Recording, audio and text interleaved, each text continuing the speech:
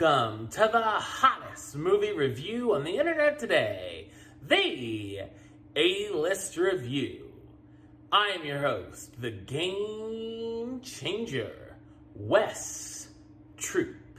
And in this episode, I'm going to be taking a look at a film that came out, last week. It was released in theaters, and this is a film that has been referred to as Kramer vs. Kramer meets Insidious. So, let's see how that goes, shall we? My review of the 2021 horror film, Separation. Coming up now.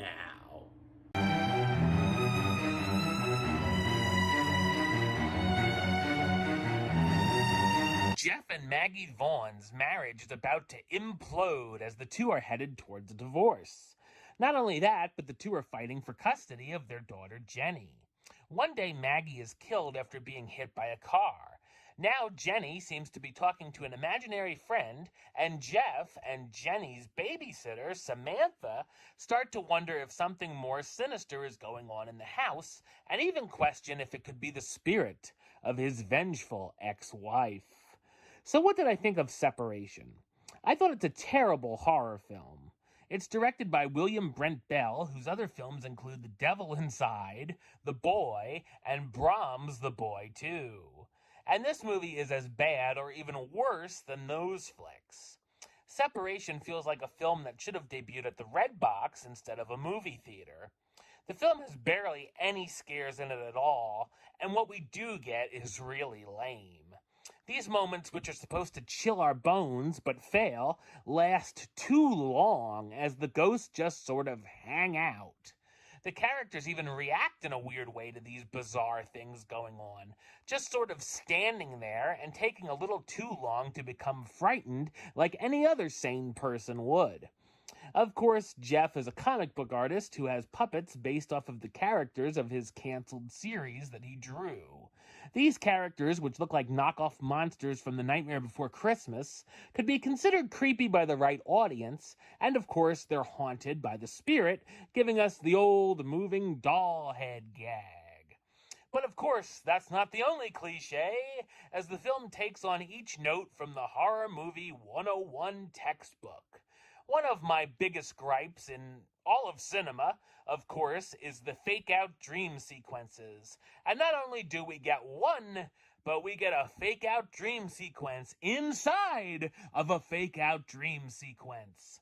While the premise might have sounded okay, it plays out in an awful fashion, giving us stupid idea after stupid idea. There's a number of unintentionally funny moments, including when Maggie, who is portrayed as an over-the-top annoying villain even when she's alive, is hit by the car. After this, things get really dull very quickly. There's a twist thrown in as well that the audience is supposed to be shocked at, but it's obvious and we can see it coming a mile away.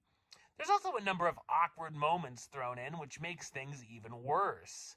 The script is awful as well and gives us a number of eye-roll-inducing lines.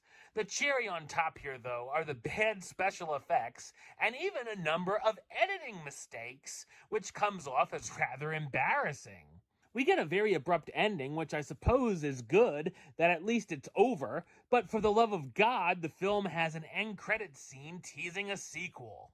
The characters are either cheesy or boring as well, and the uninspired performances don't help either, featuring Rupert Friend as Jeff Vaughn, the artist and father who now has become a single parent after the death of his ex-wife, Mamie Gummer as Maggie Vaughn, Jeff's ex-wife who may be haunting his house, Madeline Brewer, how you doing, as Samantha Nally, the family's babysitter, Violet McGraw as Jenny Vaughn, Jeff and Maggie's daughter who's talking to a new imaginary friend, quote-unquote, and Brian Cox as Paul Rivers, Maggie's father who's also skeptical of Jeff's parenting skills. Separation might sound like an interesting creep fest, but it plays out as an unscary, tedious snore fest. Number-wise, I'm going to give it a 1 out of 10, and, God, I almost forgot what the movie was called. Separation, you know what A-list rating you're going to get? I only got 2 words for you. Suck it. All right, well, that's the show. I'll be back with another review very soon. But until then, don't forget to subscribe right here on YouTube. YouTube.com/WestsideOf515. Like the show on Facebook, Facebook.com/WestTrueBaylist. And of course, you can follow me on the Twitter and the Instagram @WestAlist. Until next time, Troop out.